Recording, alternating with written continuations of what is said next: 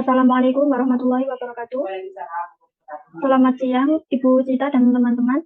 Perkenalkan, kami dari kelompok 5 dengan anggota saya Desinta Irna Ganita dengan NPM 026, lalu ada Mbak Hana Arshinta dengan NPM 051, ada Mbak Atika NPM 066, dan Mbak Vita Rifatu dengan NPM 048. Kami di sini akan sedikit membahas mengenai pengaruh model pembelajaran flipped classroom, project based learning, dan direct interaction terhadap pemahaman konsep matematika siswa kelas 7.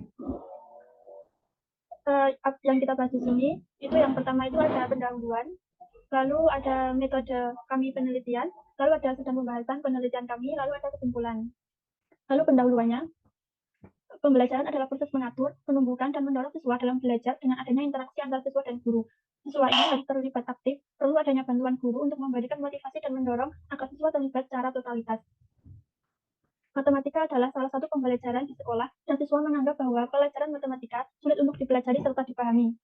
Hal ini menyebabkan hasil belajar matematika siswa menjadi kurang, dan ada hal yang mempengaruhi proses belajar mengajar di sekolah, yaitu faktor lingkungan, faktor sekolah, dan faktor siswa.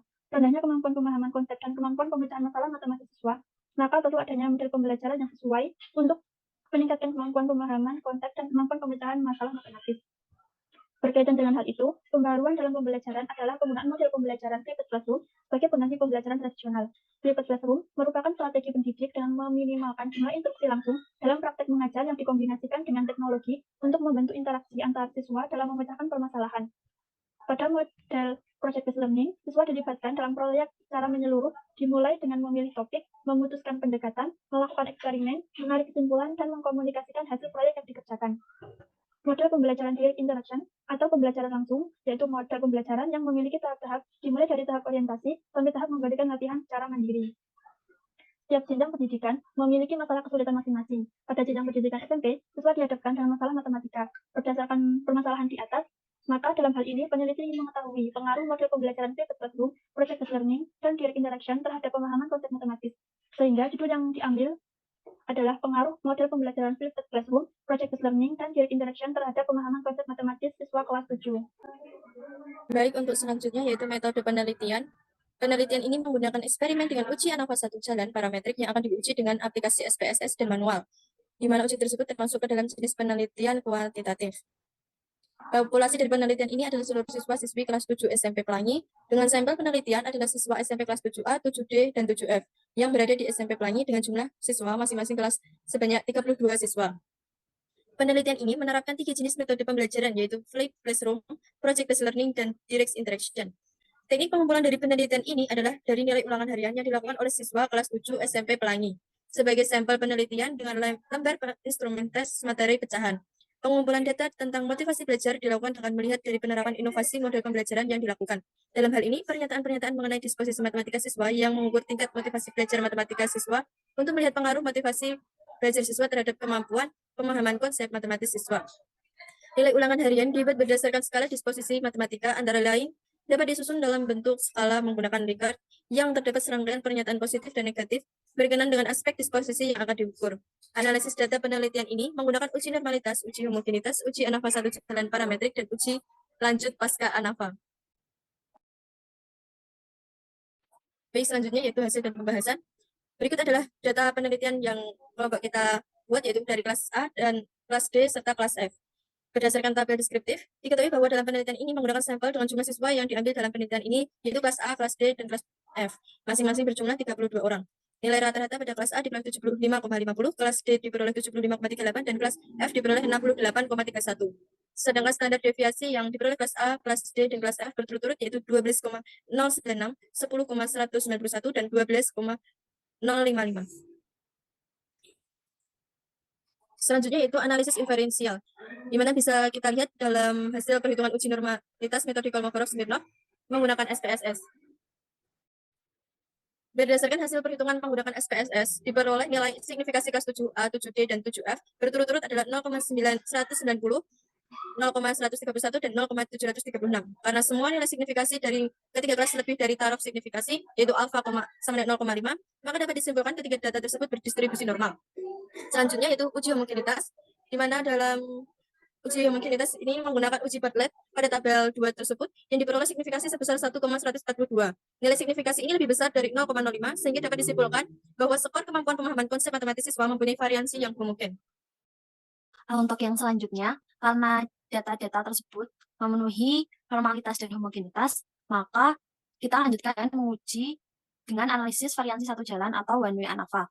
Nah, untuk ANAVA satu jalan, dengan manual kita dapat menghitung dengan rumus F hitung sama dengan RKA per RKG dengan daerah kritis yaitu DKF sedemikian sehingga F alfa, K min 1, N min K. Nah, di sini kita akan menggunakan perhitungan dengan SPSS. Sebelum kita ke hasil SPSS-nya, kita tentukan dulu hipotesisnya, yaitu H0, mu0 sama dengan mu1, sama dengan mu2, sama dengan mu3, atau kita bisa ganti dengan mu A sama dengan mu D sama dengan mu F, di mana A, D, F itu adalah kelas-kelas yang kita hitung. Atau bisa juga kita menggunakan dengan kalimat, yaitu ketiga model pembelajaran memberikan efek yang sama, sedangkan H1-nya, yaitu paling sedikit ada dua rataan yang tidak sama. Nah, di sini disediakan tabel hasil perhitungan menggunakan SPSS. Nah, dari tabel tersebut kita bisa mengambil kesimpulan. Untuk kesimpulan yang pertama, itu berdasarkan perbandingan antara F hitung dan F tabel. Dari perhitungan yang telah kita lakukan dengan manual, dan di tabel itu juga terdapat F hitung, yaitu 4,108. Sedangkan untuk F tabelnya itu 3,9. Berdasarkan hasil tersebut, maka dapat ditunjukkan bahwa H0 itu ditolak. Kenapa ditolak? Karena F hitung itu masuk ke dalam daerah kritis sehingga H0-nya ditolak. Maka dapat disimpulkan bahwa terdapat perbedaan yang signifikan terhadap kemampuan pemahaman konsep matematis yang diajarkan dengan model pembelajaran flipped classroom, model pembelajaran project based learning, dan model pembelajaran direct interaction. Nah, dalam uji ANAVA ini, kita tahu bahwa ketiga itu memberikan efek yang tidak sama, namun kita belum tahu manakah yang lebih efektif untuk diterapkan. Untuk melihat keefektifan model pembelajaran yang lebih efektif, kita dapat menggunakan uji lanjut pasca ANAVA untuk menentukan manakah yang lebih baik. Nah, ini uji lanjut pasca ANAVA. Untuk melihat model pembelajaran yang lebih baik dapat dilakukan dengan menggunakan uji lanjut pasca ANAVA. Nah, uji lanjut pasca ANAVA yang kita gunakan yaitu metode SKIF. Nah, metode SKIF ini dilakukan dengan menentukan semua pasangan komparasi rataan yang ada. Jadi, dalam uji lanjut pasca ANAVA dengan metode SKIF, kita membandingkan ketiga populasi dengan pasangan masing-masing. Misalkan antara kelas A kita bandingkan dengan kelas D, kelas A bandingkan dengan kelas F, dan seterusnya. Nah, berikut adalah hasil perhitungan uji ANAVA berikut adalah hasil perhitungan uji lanjut pasca ANAVA dengan menggunakan SPSS.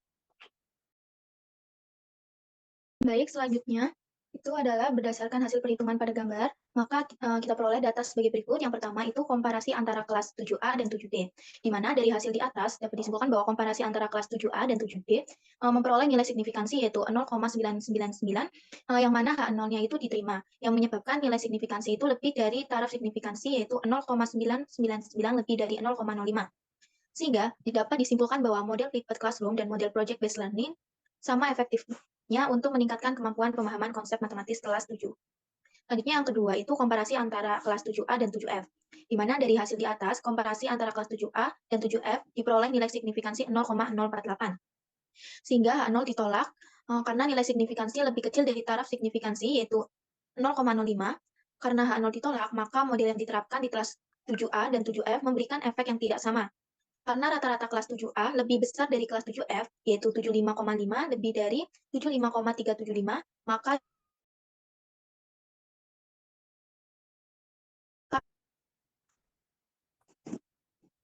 selanjutnya adalah komparasi antara kelas 7D dan 7F. Berdasarkan hasil di atas, dapat diketahui bahwa komparasi antara kelas 7D dan 7F itu memperoleh nilai signifikan 0,053, di mana H0 itu diterima, sebab nilai signifikansi lebih dari taraf signifikansi, yaitu 0,053 lebih dari 0,05. Karena H0 ditolak, karena H0 diterima, maka model yang diterapkan di kelas 7D dan 7F sama efektifnya. Sehingga dapat disimpulkan bahwa model project based learning dan model direct interaction sama efektifnya untuk meningkatkan kemampuan pemahaman konsep matematis kelas 7. Selanjutnya, adapun kesimpulan dari